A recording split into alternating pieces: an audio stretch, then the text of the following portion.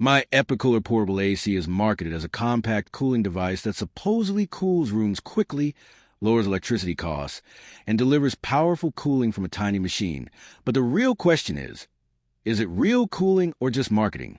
Now, to be fair, portable cooling devices are real products. Small fans and evaporative coolers can create airflow and make people feel more comfortable. What it does well: portable and lightweight. Small devices are easy to move between bedrooms, desks, and workspaces. Uses less electricity than a full AC unit. Compact cooling products naturally consume less power. Where the hype falls apart, it is likely not a true air conditioner.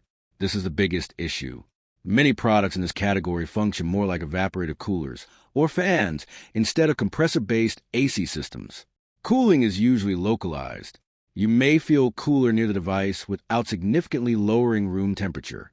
Room cooling claims can be unrealistic. Tiny devices generally cannot match traditional air conditioners.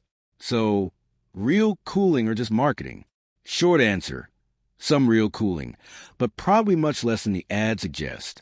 You may get airflow and a cooling sensation nearby, but expecting full room air conditioning performance is likely unrealistic. Thanks for watching.